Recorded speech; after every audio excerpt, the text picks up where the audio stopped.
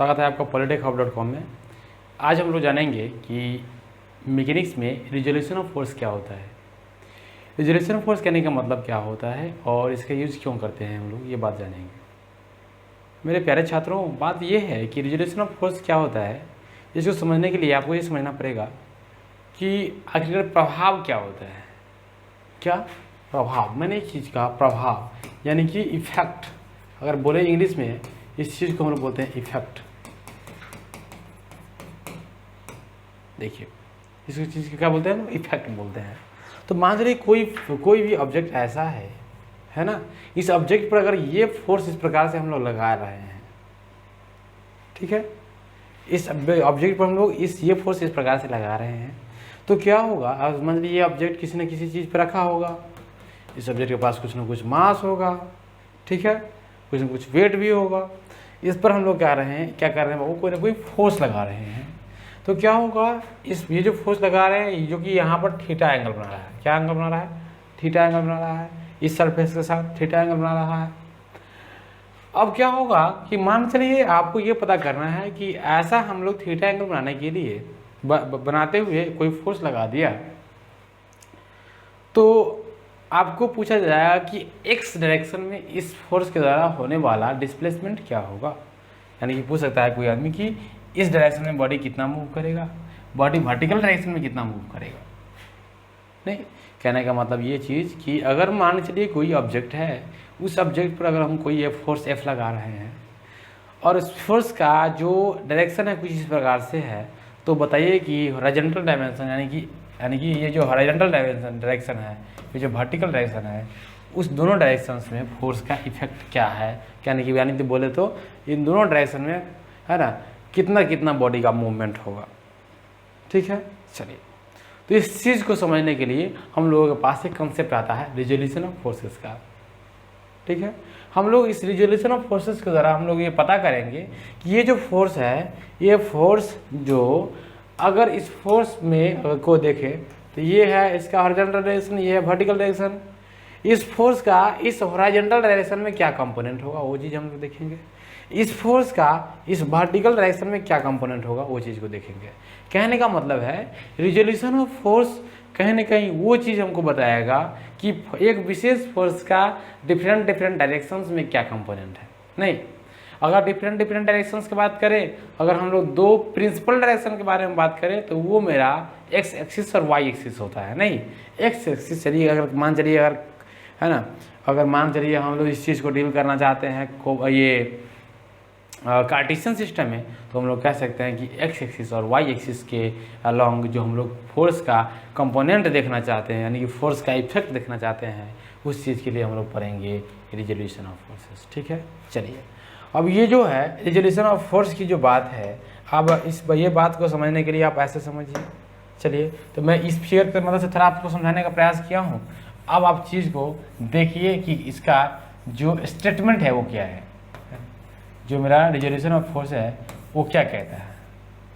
देखिए, resolution of force को अगर आप डिफाइन करने चलिएगा तो इसका मतलब होता है the process of resolution of forces को किसको बोलते हैं, द प्रोसेस ऑफ टेकिंग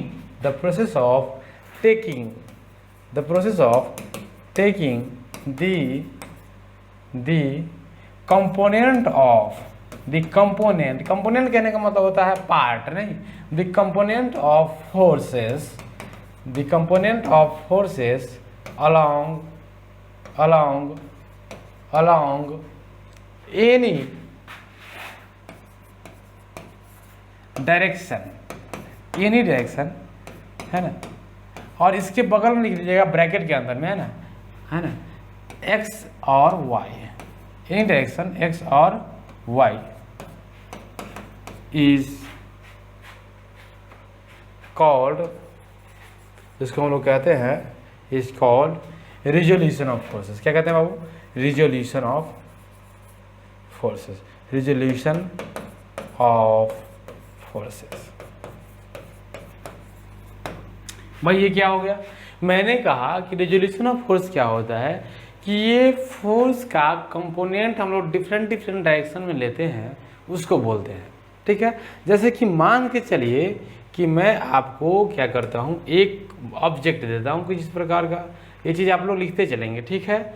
मैं मान नहीं चलता हूँ कि आपको कुछ इस प्रकार का कोई ऑब्जेक्ट देता हूँ, जैसे कि मान लीजिए कि ये कोई ऑब्जेक्ट है, क्या है बाबू, कोई बॉडी है, क्या है, ये कोई बॉडी है।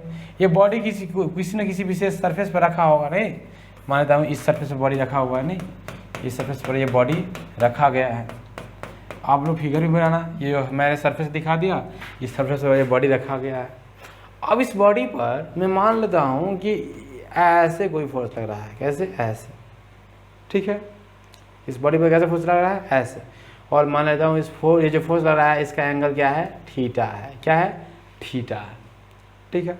चलो अब क्या होगा कि हम लोग देखना चाहते हैं कि ये जो फोर्स लग रहा है, सपोज कर लीजिए इस फोर्स का नाम मैं दे देता हूँ अगर F, तो इस F के द्वारा जो ये हम लोग चाहते हैं कि F के द्वारा इफेक्ट निकालना चाहते हैं हम लोग वर्टिकल डायरेक्शन में और हॉरिजॉन्टल डायरेक्शन में, ठीक है। तो चलिए इसके लिए मैं मान लेता हूँ कि जो मेरा ये जो मेरा पॉइंट ऑफ एप्लीकेशन है, तो ये हो जाएगा मेरा क्या, वर्टिकल लाइन, और ये मेरा हो जाएगा हॉरिजॉन्टल लाइन, ठीक है। ये मेरा हो जाएगा वाई एक्सिस, और ये मेरा हो जाएगा बाबू, इसको ऐसे बढ़ा सकते हैं हम लोग, है ना। और ये क्या हो जाएगा मेरा एक्स एक्सिस हो जाएगा, नहीं यानी कि अब इसको देखिए ये वाई डैश हो जाएगा, एक्स ये एक्स डैश हो जाएगा, ठीक है। अब देखिए क्या होता है कि हम लोग ये जो फोर्स है, ये फोर्स, इस फोर्स का कंपोनेंट लेना चाहते हैं अगर ये वाई डायरेक्शन में, इस फोर्स का कंपोनेंट लेना चाहते हैं अगर हम लोग एक्स डायरेक्शन में, तो क्या होगा, इस फोर्स को हमको वाई डायरेक्शन में तोड़ना पड़ेगा, इस फोर्स को हम लोगों को एक्स डायरेक्शन में तोड़ना पड़ेगा। तोड़ेंगे कैसे, बात वाली बात है, पहले ये चीज़ समझिए कि हम लोग करेंगे क्या यहाँ पे, नहीं तोड़ेंगे कैसे वो बात वाली बात है, वो चीज़ मुझे सिखाना है, उस पर क्वेश्चन करवाना है, ठीक है। तो कहने का मतलब ये हुआ, ये जो फोर्स आपको दिख रहा है, इस फोर्स के द्वारा क्या हो रहा है, इस फोर्स का कंपोनेंट इधर भी हो सकता है और इधर भी हो सकता है, ठीक है। ये जो फोर्स होगा, इस फोर्स का प्रभाव कुछ ना कुछ, है ना, वर्टिकल डायरेक्शन में भी होगा, इस फोर्स का प्रभाव कुछ ना कुछ हॉरिजॉन्टल डायरेक्शन में भी होगा। अब दोनों डायरेक्शन में हमको प्रभाव निकालना है, इस फोर्स का क्या होगा। इसके लिए हम लोग क्या करेंगे, इस फोर्स का इधर इफेक्ट लेंगे, इधर इफेक्ट लेंगे, और इसी चीज़ को बोलते हैं द फेनोमेना, यानी कि the process of taking the component of forces, है ना, into any direction. taking the force component of force along any direction is known as the resolution of forces. क्या बोलते हैं इसको, रिजोल्यूशन ऑफ फोर्सेस बोलते हैं। यानी कि जो मेरा फोर्स ये जो दिख रहा है, इस फोर्स का कंपोनेंट अगर हम लोग इस डायरेक्शन में ले तो, इस फोर्स का डायरेक्शन अगर हम लोग कंपोनेंट अगर इस डायरेक्शन में ले तो कहना आएगा, वो चीज़ क्या कहलाएगा, रिजोल्यूशन ऑफ फोर्सेस कहलाएगा। बात समझ में आया क्या। तो कहने का मतलब ये हुआ कि रिजोल्यूशन ऑफ फोर्सेस क्या दिखाता है, ये दिखाता है कि मेरा जो फोर्स है उसका कंपोनेंट किसी विशेष डायरेक्शन में क्या है, ठीक है। चलिए हम लोग किसी विशेष डायरेक्शन में कंपोनेंट तोड़ना सीखेंगे। तो ये हो गया रिजोल्यूशन ऑफ फोर्स का डेफिनेशन। आप यहाँ से क्या कर लीजिए। अब मैं क्या करता हूँ, देखिए ये जो मेरा फोर्स है, इस फोर्स का दिखाना चाहता हूँ इस डायरेक्शन में क्या होगा आप प्रभाव देख लीजिए। तो ये क्या हो जाएगा, ये एफ का एफ वाई हो जाएगा, नहीं वर्टिकल डायरेक्शन में ये वाई डायरेक्शन हो जाएगा, नहीं। और ये देखिए ये अगर एरे हेड इधर लगा हुआ है तो इसका भी एरे हेड क्या इधर लगा होगा। अब क्या होगा, इस डायरेक्शन में कैसा होगा, ये फोर्स का प्रभाव ऐसा होगा, तो क्या हो जाएगा, ये एफ एक्स हो जाएगा, है ना। तो कहने का मतलब है इस फोर्स का प्रभाव वाई डायरेक्शन में एफ वाई मान लिए हैं, एक्स डायरेक्शन में एफ एक्स मान लिए हैं। अगर हम लोग कैलकुलेशन करेंगे तो एफ वाई बराबर आएगा, क्या आएगा बाबू, है ना, एफ साइन थीटा आएगा। थीटा क्या है, ये एंगल है देखो। और एफ एक्स बराबर आएगा, है ना, एफ कॉस थीटा। इस बात को समझो आप लोग, है ना। अब ये चीज़ कैसे होता है मैं बताऊंगा जब कि analytical method of resolution of forces क्या होता है, उस चीज़ में इस सब चीज़ को मैं बताऊंगा। अब यहाँ से इस चीज़ को अभी राइट डाउन कर लो, ठीक है, जस्ट समझने के लिए अभी जस्ट राइट डाउन कर लो। इसके पीछे का कारण मैं आने वाले, है ना, कुछ समय में अगर इस लेक्चर में टाइम मिलता है तो इसमें बताऊंगा, नहीं तो अगले लेक्चर में बताऊंगा, ठीक है। चलो, तो कहने का मतलब है ये एक्स डायरेक्शन में फोर्स का कंपोनेंट ये होगा, वाई डायरेक्शन में फोर्स का कंपोनेंट ये होगा। चलो अब मैं बात करता हूँ कि ये तो रहा इसका डेफिनेशन की रिजोल्यूशन ऑफ फोर्सेस होता क्या है। तो रिजोल्यूशन ऑफ फोर्सेस के में क्या लिखा था, the process of taking the component of forces along any direction, other x direction और y direction, is called the resolution of forces. अब देख लीजिए एनी डायरेक्शन कहने का मतलब है एक्स डायरेक्शन हो सकता है, वाई डायरेक्शन हो सकता है, तो जरूरी नहीं है कि कार्टेशियन सिस्टम का ही सिस्टम होगा, है ना। मतलब कि ये कार्टेशियन सिस्टम यानी कि जो मेरा मतलब कि कोऑर्डिनेट सिस्टम है उसी का ये एक्स और वाई होगा। ये कुछ भी हो सकता है, जैसे मान चलिए अगर आपको ये कोई फोर्स दिया हुआ है ना, और ये कोई लाइन दे दिया, ठीक है, ये मान लीजिए ए बी लाइन है ना, और ये कोई फोर्स है जो कि इस ए बी लाइन से थीटा डिग्री का एंगल बना रहा है, ये कोई फोर्स है एफ। तो इस केस में ये तो नहीं कह रहा है कि एक्स लाइन है कि वाई लाइन है, तो इस केस में हम लोग क्या करेंगे भाई, ये जो मेरा थीटा एंगल है उस थीटा के एंगल के अनुसार इस फोर्स का कंपोनेंट इस पर ले लेंगे। तो इस फोर्स का कंपोनेंट अगर हम लोग इस पर ले लेंगे तो क्या हो जाएगा, इस फोर्स का कंपोनेंट हम लोग इस पर ले लेंगे। तो कहने का मतलब ये लाइन जो है मेरा एक्स वाई वाला लाइन तो नहीं है, तो कहने का मतलब है कि इस फोर्स का कंपोनेंट अगर इस लाइन पर ले रहे हैं तो इसका ये मतलब ये हुआ कि ये हम लोग क्या होगा, यानी कि रिजोल्यूशन का यूज़ कर रहे हैं। नहीं, कहने का मतलब है कि रिजोल्यूशन ऑफ फोर्स मुझे ये बताएगा, मुझे ये देखिए एक प्रकार का प्रोसेस होता है। ये क्या होता है, रिजोल्यूशन ऑफ फोर्सेस एक प्रकार का प्रोसेस होता है जिसमें हम क्या करते हैं, फोर्स को है ना किसी विशेष डायरेक्शन में रिजॉल्व करते हैं, तोड़ते हैं, यानी कि उससे कंपोनेंट लेते हैं। तो अगर ये फोर्स है तो इसका कंपोनेंट इस डायरेक्शन में भी ले सकते हैं, इसका कंपोनेंट इस लाइन के परपेंडिकुलर डायरेक्शन में भी ले सकते हैं, यानी कि इस डायरेक्शन में भी ले सकते हैं। कहने का मतलब ये हो गया रिजोल्यूशन ऑफ फोर्स के बारे में। तो ये बात समझ में आ रहा है क्या, कहने का मतलब या तो एक्स लाइन होगा या तो वाई लाइन होगा, इसके अलावा कोई भी और भी लाइन होगा, अगर उस पर किसी फोर्स का कंपोनेंट लेना है तो उसके लिए हमको पढ़ना पड़ेगा रिजोल्यूशन ऑफ फोर्स, यानी कि जिस प्रक्रिया से हम लोग किसी फोर्स का कंपोनेंट लेते हैं किसी लाइन के ऊपर उसको बोलते हैं रिजोल्यूशन ऑफ फोर्स। ठीक है, चलिए अब इसके बारे में बात करते हैं ये कितने टाइप्स के होते हैं। ठीक है, चलिए मतलब कि ये बात, there are two methods of resolution. Resolution के कितने मेथड होते हैं, यानी जो मेरा फोर्स होता है अगर उसका रिजोल्यूशन करना है, मतलब कि उसका अगर कंपोनेंट लेना है तो उसके दो मेथड होते हैं। पहला मेथड का नाम है ग्राफिकल मेथड, क्या है ग्राफिकल मेथड, और दूसरा मेथड है एनालिटिकल मेथड। देखिए ये ग्राफिकल मेथड कहने का मतलब है कि कुछ हम लोग है ना ग्राफ यूज करेंगे। क्या यूज करेंगे बाबू, ग्राफ यूज करेंगे, और ग्राफ यूज करने के बाद हम लोग क्या करेंगे, पता करेंगे कि भाई इसका कंपोनेंट कैसा कैसा होगा। ठीक है, और एक होता है एनालिटिकल मेथड, इसमें हम लोग क्या करेंगे ना मैथमेटिक्स का यूज़ करेंगे। क्या करेंगे बाबू, मैथमेटिक्स का यूज़ करेंगे और पता करेंगे कि फोर्स का विभिन्न डायरेक्शन में क्या कंपोनेंट है। जैसे कि मान चलिए ये मेरा एक्स एक्सिस वाई एक्सिस है, ये वाई वाला है, ये और ये क्या हो जाएगा एक्स वाला है। कोई फोर्स अगर ऐसे लग रहा है यहाँ से थीटा डिग्री का एंगल बन रहा है, तो हम लोग मैथमेटिकली देखेंगे कि इस डायरेक्शन में इसका कंपोनेंट क्या होगा, इस फोर्स का, है ना, इस डायरेक्शन में इस फोर्स का कंपोनेंट क्या होगा। तो कहने का मतलब ये अगर मैथमेटिकली देख रहे हैं यानी मैथमेटिकल एक्सप्रेशन का इस्तेमाल कर रहे हैं तो जाके उसको बोलेंगे एनालिटिकल मेथड। एनालिटिकल मेथड कहने का मतलब होता है गणनात्मक विधि, क्या इसको बोलते हैं गणनात्मक विधि। और ये मेरा जो ग्राफिकल मेथड होता है उसको बोलते हैं ग्राफीय विधि। कहने का मतलब ये हुआ कि जब ग्राफ का मतलब यूज करेंगे हम लोग किसी फोर्स का कंपोनेंट लेने के लिए तो हो जाएगा ग्राफिकल मेथड। चलिए तो इस प्रकार से हम लोग बात करेंगे क्या, क्योंकि पहला और दूसरा मेथड समझ में आया क्या।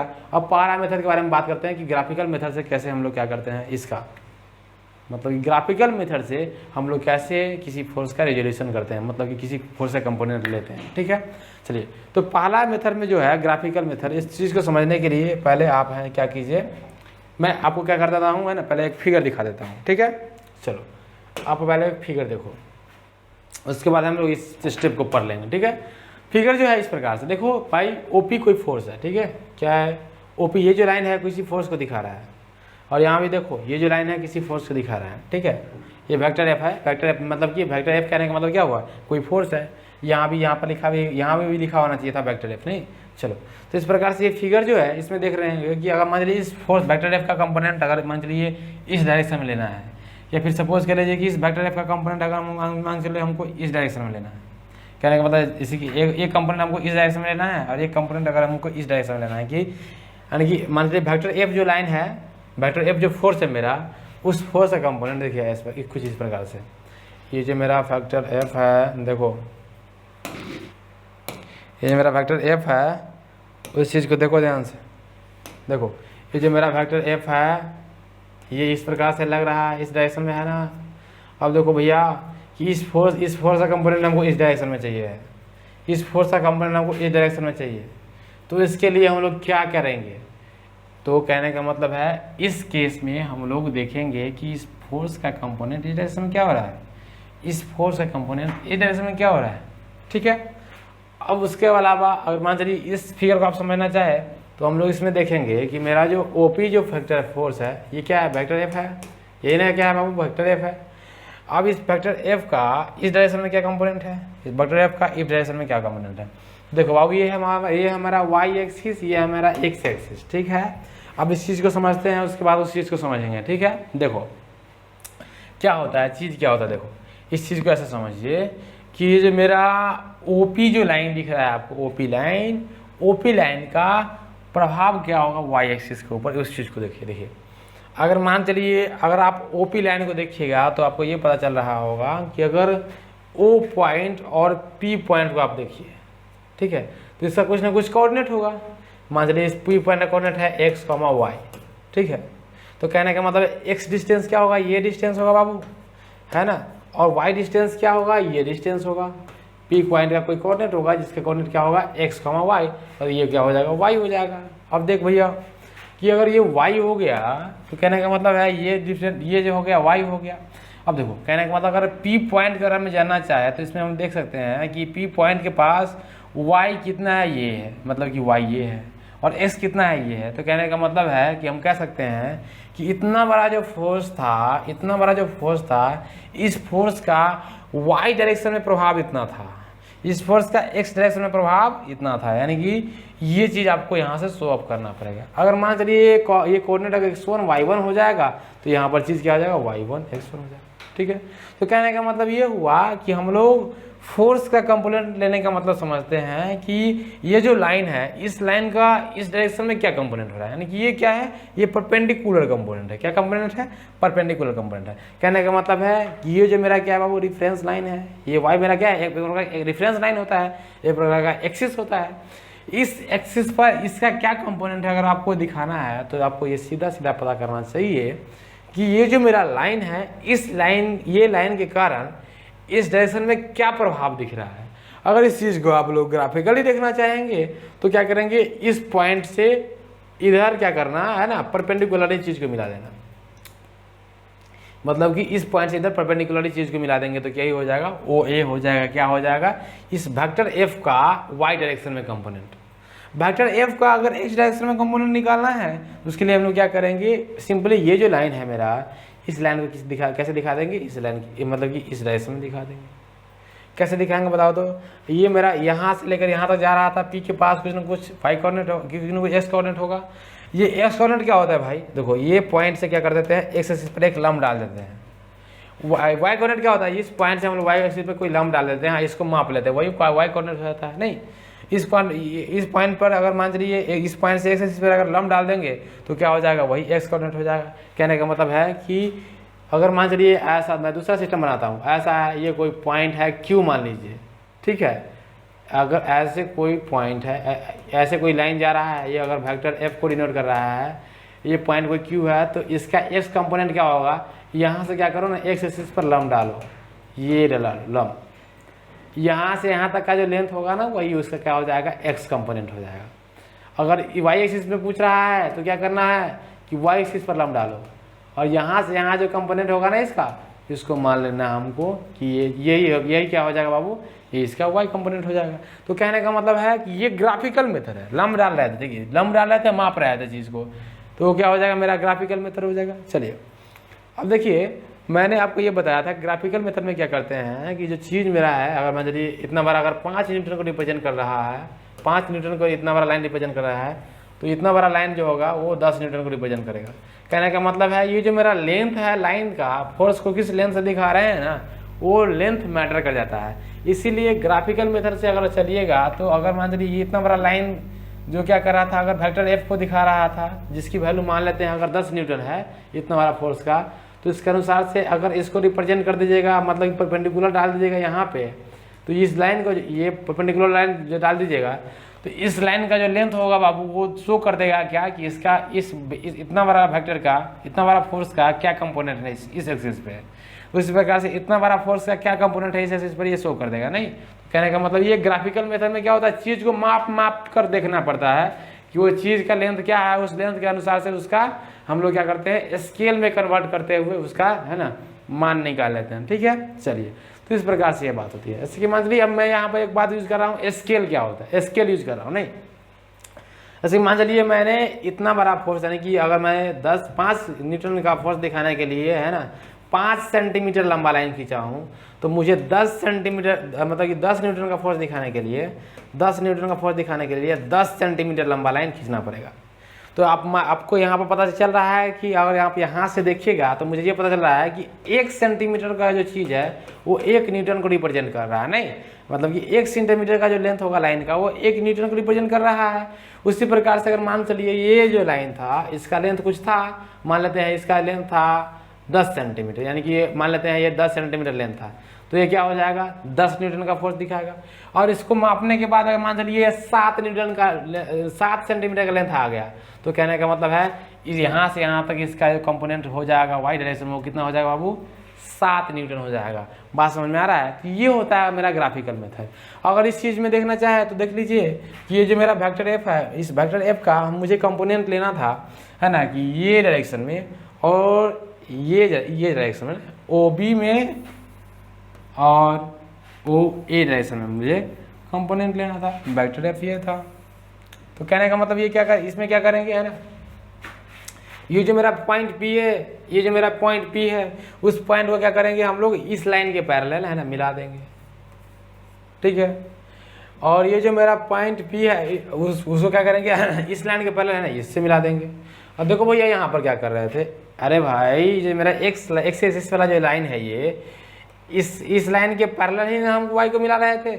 यहाँ पे क्या कर रहे थे, जो मेरा वाई एक्सिस वाला जो लाइन है उस लाइन के पैरेलल ही हम लोग इसको मिला रहे थे, वही बात हो रही है यहाँ पर। यानी कि ये लाइन और ये लाइन आपस में पैरेलल है, ये लाइन आपस में पैरेलल है। अगर इस प्रकार से कहने का मतलब ये हुआ, चलिए मैं इस चीज़ को अगर मैं आपको एक बार फिर से बता देता हूँ इस चीज़ को, देखिए क्या हो रहा है। देखिए अब देखिए मैंने क्या किया कि मुझे इस लाइन का कंपोनेंट फाइंड करना था कि भाई इस लाइन का कंपोनेंट क्या होगा इस डायरेक्शन में। तो मैंने क्या किया, इस पॉइंट से इस लाइन के पैरेलल एक लाइन ड्रॉ कर दिया।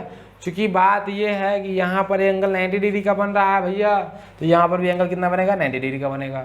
चूंकि आप जानते हैं कि इस लाइन के पैरेलल अगर इस लाइन है ये लाइन है, तो हम लोग क्या कहेंगे कि समानता जो मेरा पैरेलल लाइन का थ्योरम होता है उसके अनुसार से कहेगा कि ये 90 डिग्री तो ये भी 90 डिग्री होगा। चलो उसी प्रकार से देखिएगा तो ये लाइन और ये लाइन आपस में क्या है बाबू पैरेलल है। अब देखो ये लाइन पैरेलल मतलब कि क्या हो रहा था, मुझे प्राप्त करना था कि इस डायरेक्शन में, यानी कि ये वाई डायरेक्शन है और ये एक्स डायरेक्शन है, इन दोनों डायरेक्शन में कंपोनेंट क्या है। अगर वाई डायरेक्शन में कंपोनेंट प्राप्त करना था तो हम ये क्या कर रहे थे कि ये जो मेरा फोर्स है इसको इस लाइन के पैरेलल खींच रहे थे और इसको देख रहे थे, ठीक है। ये जो मेरा पॉइंट है पी, इस पॉइंट को है ना एक्स इस लाइन के पैरेलल खींच रहे थे, इसको देख रहे थे। उस प्रकार से मुझे एक्स डायरेक्शन में कंपोनेंट चाहिए था, तो क्या कर रहे थे, ये जो मेरा पॉइंट P है उस पॉइंट से इस लाइन के पैरेलल एक लाइन खींच रहे थे। वही बात तो यहाँ हो रहा है। अगर मान चलिए आपको इस डायरेक्शन और इस डायरेक्शन में फोर्स का कंपोनेंट चाहिए तो क्या कीजिएगा आप, ये मेरा फोर्स क्या है, ये है भैया, ये फोर्स तो यही है ना, इस फोर्स का कंपोनेंट चाहिए इस डायरेक्शन में। तो ये जो पॉइंट है इस पॉइंट से इस डायरेक्शन के पैरेलल कंपोनेंट लाइन खींचो। इस फोर्स का कंपोनेंट चाहिए मान चलो हमको है ना इस डायरेक्शन में है, इस लाइन से पैरेलल लाइन खींच दी है, तो ये मेरा कंपोनेंट हो जाएगा इस डायरेक्शन में, ओ ए कंपोनेंट हो जाएगा। अब मान चलिए हमको इस डायरेक्शन में कंपोनेंट चाहिए तो क्या हो जाएगा भाई, देखो इस डायरेक्शन में कंपोनेंट चाहिए तो वो क्या हो जाएगा, मुझे फोर्स का कंपोनेंट चाहिए इस डायरेक्शन में, देखो भैया तो वो क्या हो जाएगा, यहाँ अगर इस डायरेक्शन में कंपोनेंट चाहिए तो क्या होगा, ये जो लाइन है यहाँ से इसको खींच देंगे, ये जो लाइन जो होगा यहाँ से खींच देंगे। देखो मेरा फोर्स कैसे पहले से क्या था, ये ऐसा फोर्स ऐसे फोर्स था है ना, ऐसे एक लाइन था, एक लाइन ऐसे जा रहा था। अब मुझे इस डायरेक्शन में कंपोनेंट चाहिए तो इस लाइन के पैरेलल यहाँ से क्या कर देंगे, लाइन खींच देंगे। तो ये क्या हो जाएगा, इस डायरेक्शन का कंपोनेंट नहीं हो जाएगा, यहाँ से लेकर यहाँ तक यही कंपोनेंट हो जाएगा इस डायरेक्शन का। जो भी कंपोनेंट अगर एक्स मान लेंगे तो एक्स हो जाएगा।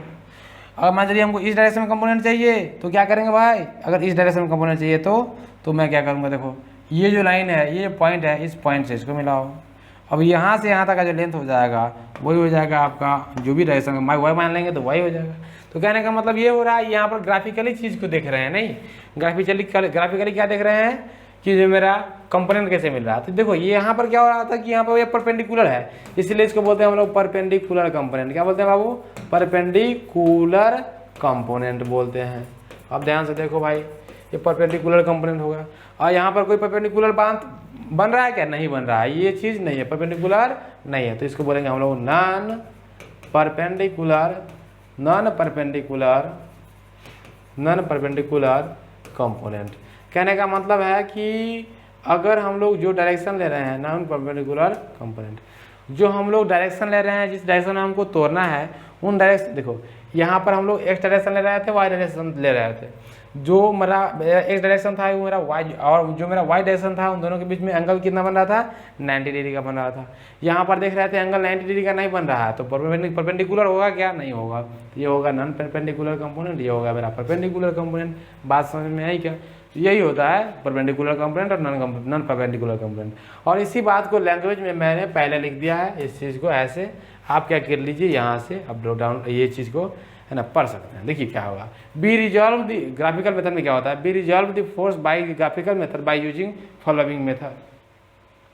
क्या करेंगे, पहला चीज़ क्या करेंगे, draw the force which we have to resolve by using suitable scale.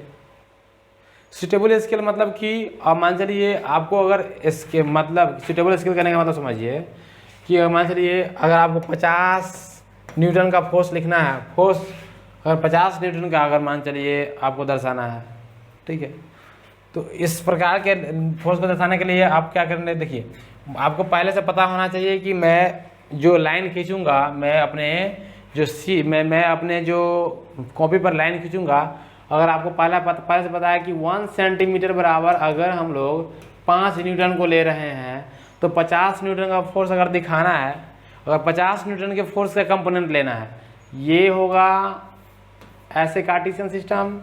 अब देखो भाई 50 न्यूटन के फोर्स, ये फोर्स ऐसे लग रहा है 50 न्यूटन वाला, 50 न्यूटन वाला फोर्स ऐसे लग रहा है, तो ये भाई देखो ये कार्टेशियन सिस्टम है।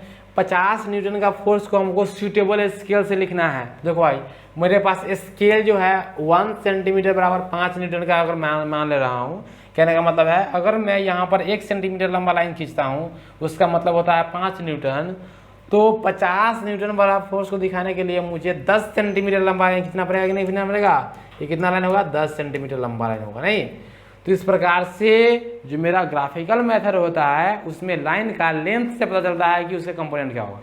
अब क्या होगा, देखो भाई अब ये यहाँ से क्या करते हैं हम लोग, यहाँ से हम लोग क्या करते हैं, आसान भाषा में यहाँ से क्या करते हैं हम लोग परपेंडिकुलर डाल देते हैं, नहीं, यहाँ से ही परपेंडिकुलर डाल देते हैं।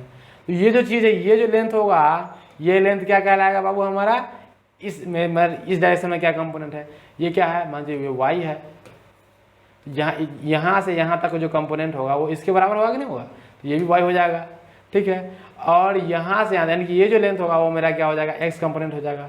मान के चलिए कि मैं इसको यहाँ या इस पॉइंट से यहाँ पर परपेंडिकुलर डाला, जिसका लेंथ जो भी आ गया 5 सेंटीमीटर 7 सेंटीमीटर, उसके अनुसार से क्या हो जाएगा बाबू, है ना, इसके। अब मान लीजिए वाई बराबर हमको मापने पर वाई बराबर आया 5 सेंटीमीटर, तो हम जानते हैं कि 1 सेंटीमीटर बराबर 5 न्यूटन होता है, तो 5 सेंटीमीटर बराबर कितना होगा, 5 गुना 5 न्यूटन यानी कि 25 न्यूटन। तो इस प्रकार से इस डायरेक्शन में कितना फोर्स का कंपोनेंट हो जाएगा, 25 न्यूटन हो जाएगा। इस प्रकार से इसको भी मापेंगे तो कुछ ना कुछ मेजरमेंट मिलेगा हमको, उस प्रकार से इस डायरेक्शन में भी निकालेंगे कि इसका कंपोनेंट क्या होगा। तो कहने का मतलब ये है मेरा ग्राफिकल मेथड, ठीक है। आगे देखिए, draw O A and O B, draw करना है किसको, ओ ए और ओ बी को, है ना, ड्रॉ करना है। Draw O A and O B passing through tail of the force as shown in figure. तो इस प्रकार से आपको यहाँ दिखाया गया है कि ओ ए और ओ बी को, है ना, ड्रॉ करना है। देखिए ओ ए और ओ बी, देखिए ओ ए ये है, ओ बी को ड्रॉ करना है, ताकि जो है जो मेरा ये फोर्स है इस फोर्स के टेल से पास करे ये चीज़, नहीं है ना। और उस प्रकार से हम लोग पैरेलल लाइन ड्रॉ करेंगे तो ये क्या हो जाएगा, इंटरसेक्ट कर देगा इस चीज़ एक दूसरे को, ठीक है।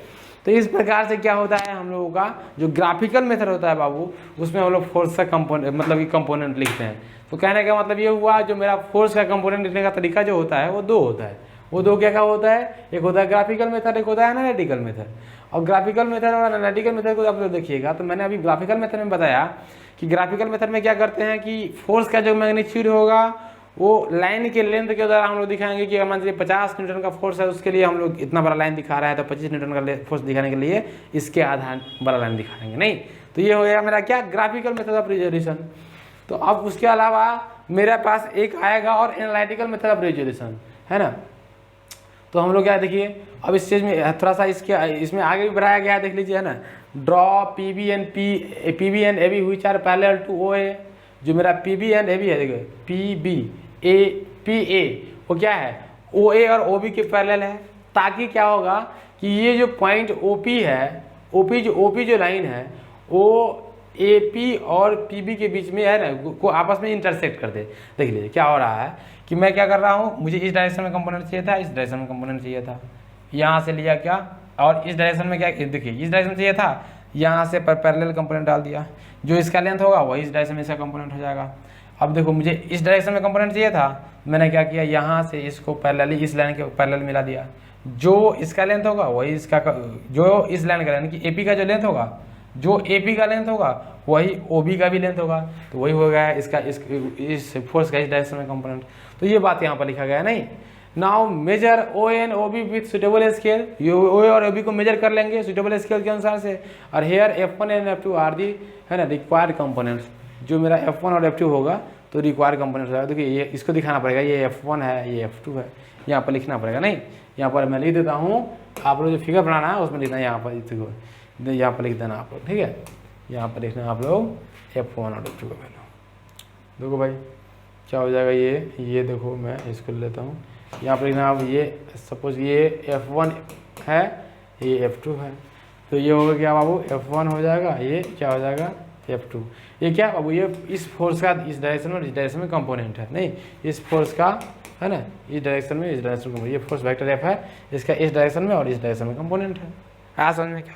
तो ये बात होती है रिजोल्यूशन करने के वक्त। तो आपका जो एग्जामिनेशन होता है, एग्जामिनेशन में रिजोल्यूशन ऑफ फोर्सेस है ना, वो जो होता है वो ग्राफिकल मेथड से नहीं पूछा जाता है नहीं, लेकिन आपके पास ग्राफिकल मेथड का नॉलेज होना जरूरी है, ठीक है। चलिए तो जो मेरा चीज़ है अगले आने वाला चीज़ है वो चीज़ हमारा है resolution of forces by analytical method. हम लोग क्या करेंगे अब एनालिटिकल मेथड के बारे में सीखेंगे। एनालिटिकल मेथड के बारे में जानेंगे कि परपेंडिकुलर कंपोनेंट कैसे निकालते हैं, नॉन परपेंडिकुलर कंपोनेंट कैसे निकालते हैं फोर्सेस का, ठीक है। तो इस प्रकार से मेरे साथ बने रहिए, आने वाले लेक्चर में मिलते हैं।